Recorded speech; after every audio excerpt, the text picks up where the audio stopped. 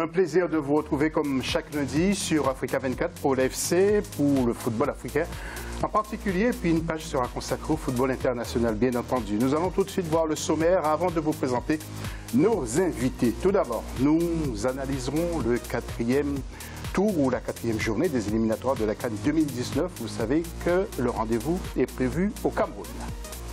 Deuxième grand titre, il sera longuement question de football féminin africain à quelques semaines de la phase finale de la CAN au Ghana du 17 novembre au 1er décembre 2018 et le football féminin sous tous ses contours. Et puis, troisième grand titre, c'est la Somalie, pour voir si les Somaliennes, justement, adorent le football. Et puis, nous parlerons aussi du football international, et en l'occurrence, Pépé, mais oui, l'Ivoirien qui brille du côté de Lille. Nos invités, Wendy Renard, l'une des plus grandes joueuses du monde actuellement internationale, en équipe de France depuis quelques années d'ailleurs, et elle est martiniquaise, défenseur de Lyon. Wendy, avez-vous conscience que vous êtes une véritable tour de contrôle? Il faut quasiment vous demander la permission de passer pour... Non, après, oui, ça fait toujours plaisir d'être reconnu de par ses prestations. Après, moi je fais mon petit bonhomme de chemin, je travaille et je préfère laisser parler les gens en ma faveur. J'aime pas trop parler de moi en fait. Vous avez commencé très jeune? Oui, à l'âge de 7 ans. Vous avez toujours voulu faire carrière? Vous avez des références ou tout simplement vous avez voulu faire une carrière? Non, j'admirais des joueurs, pas du tout à mon poste actuel, mais j'aimais trop Ronaldinho à l'époque. C'était pas du tout mon poste, rien à voir, mais voilà, c'est un joueur qui m'a fait aimer le foot. Je trouve que voilà, entre la rigueur, il s'amusait sur le terrain et c'est quelque chose qui m'a vraiment plu. Donc j'ai vibré à travers lui et c'est vrai qu'aujourd'hui, j'ai toujours rabâché à ma mère qu'elle me verrait un jour en métropole, en équipe de France et aujourd'hui c'est chose faite, donc je suis contente. Vous aurez beaucoup de choses à nous dire au cours de cette émission jusque pendant, disons, presque 50 minutes. D'autres invités, Diep Atis, qui est directeur technique au FC Metz, qui est recruteur dans l'ex-club de, de Jules Boucandé, le Sénégalais qui est décédé il y a quelques années. Ça se passe bien pour vous du côté de Metz? Très bien, très bien, très bien. Ouais. Et vous avez votre frère qui a signé à l'Inter de Milan. Exactement. Vous allez nous dire quelques mots à son propos justement tout à l'heure. Et puis, est-ce qu'il a fait un choix entre son pays d'origine ou la France? Vous nous raconterez tout ça dans quelques instants. Et puis, bien sûr, le retour de Samy Mojtabi. Samy, bonjour, notre éditorialiste. Bonjour à tous, bonjour à nos invités. Qui va commenter l'actualité du foot avec nous. Tout de suite, nous allons nous adresser aux internautes.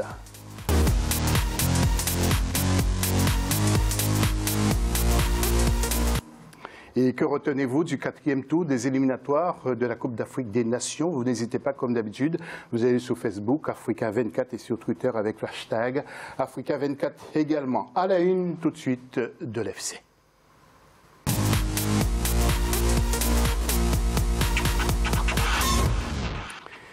Et bien entendu, nous allons analyser le 4e tour des éliminatoires de cette CAN 2019 des groupes A à F avec notre rédaction et signé Marcel Farba Maroun. Remake de la 3e journée des éliminatoires de la Coupe d'Afrique des Nations 2019 avec les rencontres retour ayant eu lieu du 14 au 16 octobre 2018. L'exploit revient à Madagascar qui décroche son billet pour la toute première CAN de son histoire suite à sa victoire 1-0 contre la Guinée équatoriale dans le groupe A à l'occasion de la 4e journée des éliminatoires de la CAN. Le Sénégal limite quelques heures plus tard dans les dernières minutes de la rencontre face au Soudan. Dans le groupe B, le Cameroun et le Malawi n'ont pas réussi à se départager 0-0 alors que le Maroc se faisait peur contre les Comores, 2 buts partout. Dans le groupe C, le Mali n'a pas pu faire mieux que match nul 1-1 contre le Burundi pendant que le Gabon décrochait la victoire face au Soudan du Sud 1-0. Les écureuils du Bénin ont réussi dans le groupe D à se défaire du piège des Fennecs d'Algérie 1-0 malgré une infériorité numérique tandis que le Togo s'imposait contre la Gambie sur le même score. Dans la poule E, le Nigeria a obtenu une précieuse victoire en Libye 3-2 au moment où l'Afrique du Sud et les Seychelles se sont quittés sur un score nul et vierge. Dans le groupe F, le Kenya a dominé l'Éthiopie 3-0. À noter le report du match Sierra Leone-Ghana, dont la reprogrammation reste encore inconnue. Et avant de voir les résultats et les classements, de nouveaux petits jingles.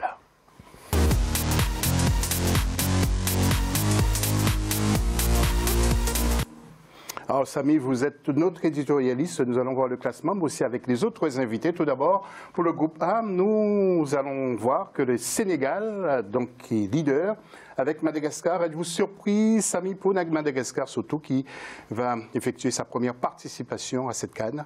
Après, c'est une surprise, certes. Maintenant, on savait très bien qu'avec l'ouverture d'une CAN à 24, pour la première fois sur ce continent, de nouveaux participants allaient se montrer, allaient découvrir les joies des joutes internationales. Donc, une surprise, oui, mais comme il y a 2 qualifiés par groupe, forcément, ça ouvre la porte aux petites nations pour se montrer. Donc, c'est une bonne chose. Je pense qu'on va découvrir plusieurs nouvelles nations lors de cette CAN. Dieppe, nous allons voir le groupe B avec vous. Vous avez sans doute un commentaire à apporter sur ce groupe B avec Malawi qui a fait match nul avec le Cameroun 0-0 et le Maroc qui a fait match nul avec les Comores 2 buts partout. Cameroun qualifié d'office et Maroc qui est 2e. Ça vous inspire une réaction? C'est un petit peu malheureux pour les Comores puisque j'ai un peu vu la préparation et l'investissement qu'il y avait autour. Donc la place qu'ils ont aujourd'hui, elle est un petit peu, je pense, un petit peu décevante. Maintenant, ça bosse. Oui. Travail. Voilà, le groupe C maintenant avec Soudan du Sud, Gabon qui est bien parti, 1-0 et Burundi-Mali, 1 but partout. Bien sûr, Wendy, si vous avez un commentaire à apporter, vous n'hésitez pas, vous levez la main.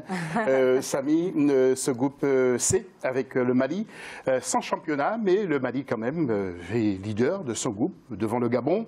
Le Gabon avec un nouvel entraîneur, c'est quand même pas mal. Ouais, après on voit que c'est quand même assez difficile pour les grosses nations africaines, à part le Sénégal qui a vraiment assumé son statut de favori lors de ses qualifications. On voit quand même que beaucoup de grosses nations galèrent, que ce soit le Maroc, que ce soit la Côte d'Ivoire, que ce soit les Algériens qui sont en ballottage défavorable. Avec le Togo qui revient, ça peut être très compliqué.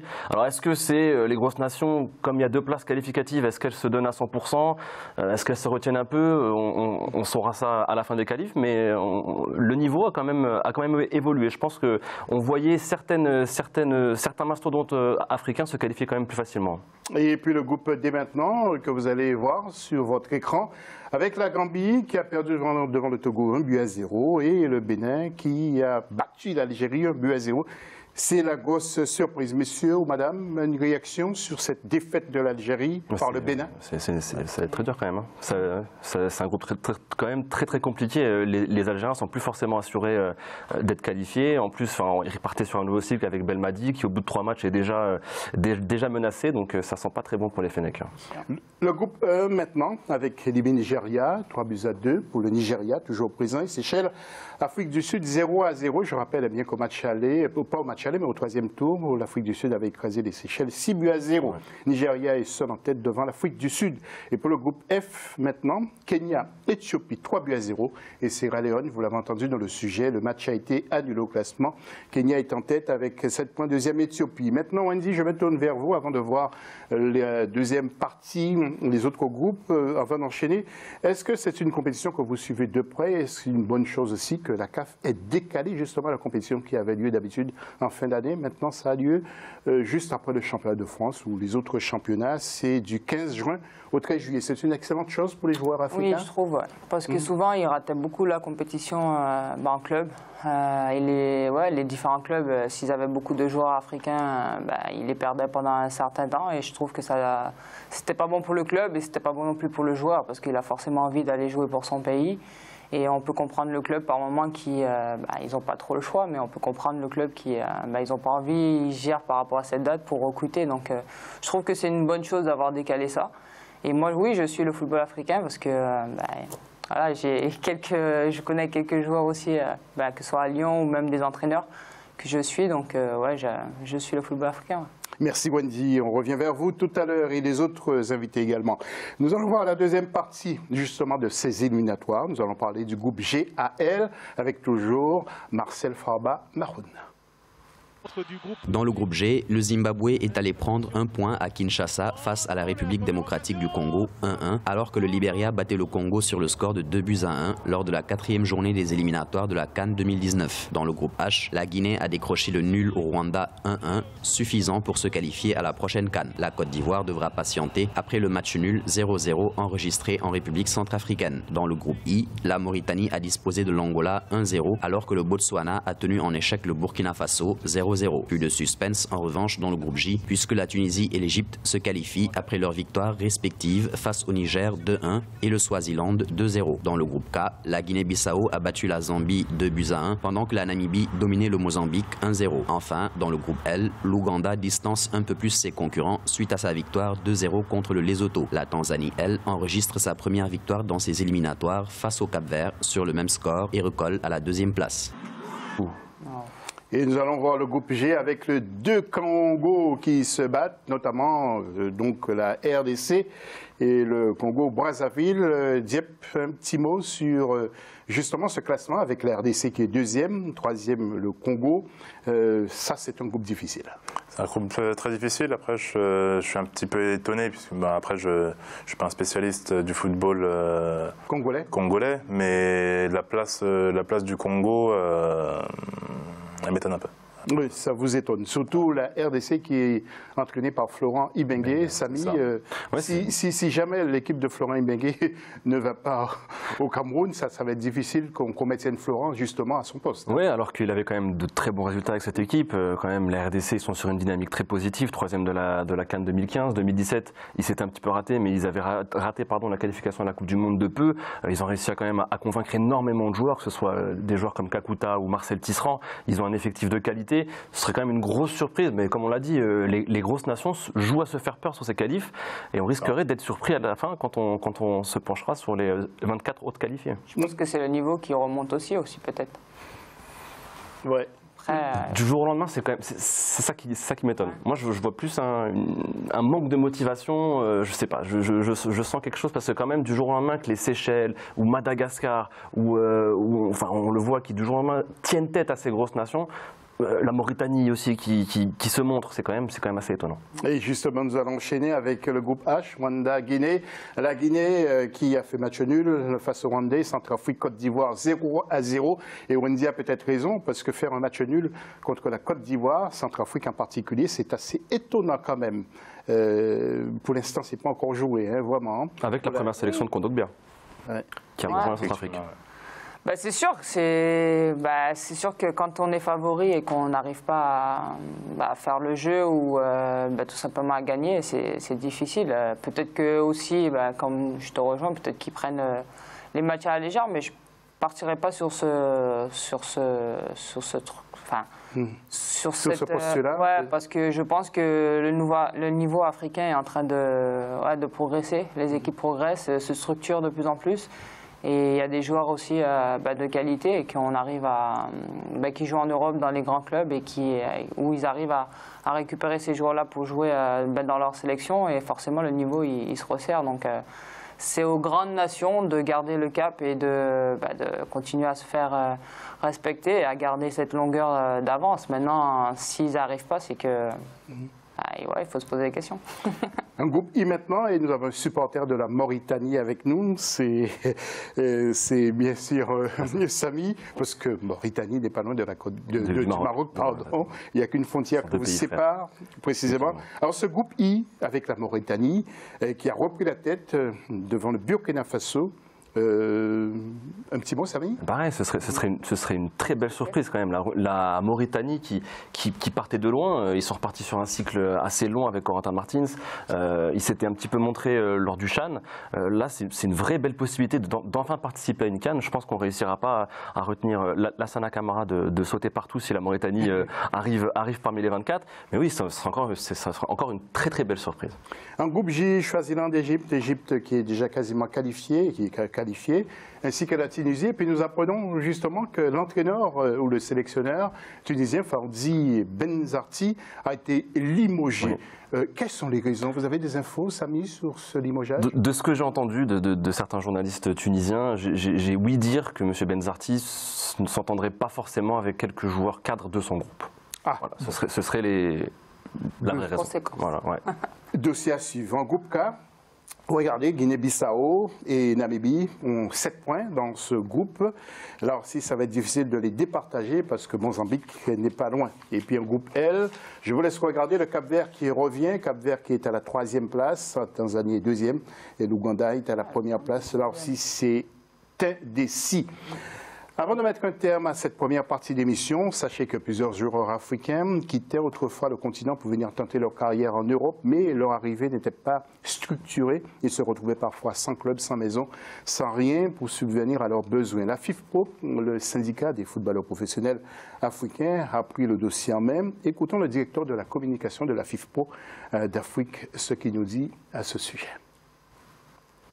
On essaye d'y veiller en faisant de l'éducation, mais ça c'est de l'éducation auprès des parents, notamment, hein, qui, on le sait, se ruinent pour parfois donner de l'argent à des pseudo-agents, à des marchands, à des gens qui sont indignes d'être dans le monde du football et qui profitent de la crédulité et qui profitent de l'envie qu'ont ces jeunes joueurs d'essayer de faire carrière. Mais aujourd'hui, on le répète depuis déjà des années et des années, si le Real Madrid, si le Stade Malherbe de Caen, si je ne sais pas quel club allemand ou quel club anglais veut un jeune joueur africain, ils le connaissent, ils viendront eux-mêmes le chercher. Il faut arrêter de penser que ces agents, ces magouilleurs, ces marchands de viande, parce qu'on ne peut pas les appeler autrement, ont les entrées dans ces clubs-là. C'est faux. Les grands clubs aujourd'hui, avec tous les systèmes de scouting, avec tous les anciens joueurs qui sont de retour dans leur pays et qui regardent les compétitions, les grands clubs ont les informations et s'ils veulent un joueur, ils viendront le chercher, ils viennent voir les grandes compétitions de jeunes de la CAF, ils sont au courant, ils savent tout ça. Wendy, avant de passer aux informations africaines, vous avez quelques joueuses d'origine africaine, enfin pas beaucoup, hein, notamment l'arrière central qui s'appelle Griedj Bokbatika. Oui, je prononce mal son nom sans doute. Et il joue dans l'axe avec vous. Qu'est-ce qui fait ses qualités justement? Non, c'est une fille qui a énormément de qualités. Déjà, sur un terrain, elle a une vision de jeu qui est très intéressante. Elle est puissante, elle va vite. Après, c'est indispensable à vos côtés.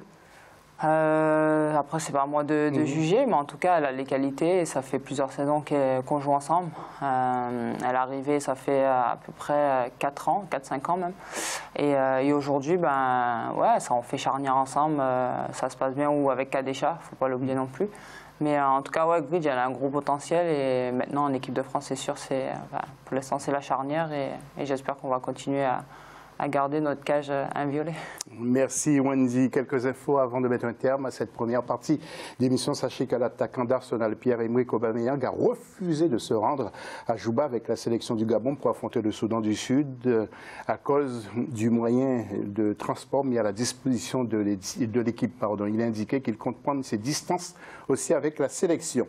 Et puis le club anglais de Liverpool a vu rouge après les éliminatoires de la CAN 2019, après le 4e tour, car le Sénégalais Sadio Mané a été opéré à la main, l'Égyptien Mohamed Salah une élongation à la cuisse, et le Guinéen Naby Keita a été blessé aux ischio-jambiers. Puis l'attaquant d'Al-Had d'Arabie Saoudite, vous avez dû entendre parler de cette info, le Guinéen Ismaël Bangoura, ancien joueur de Nantes, a été condamné pour escroquerie par un tribunal en France, c'est à Oman précisément. Il est accusé d'avoir détourné des allocations chômage. L'international guinéen est écopé de 6 mois de prison avec sursis et de 131 487 € d'amende, c'est-à-dire il pointe à l'NPE en même temps. Il jouait en Arabie Saoudite. On a découvert ce pot de vin.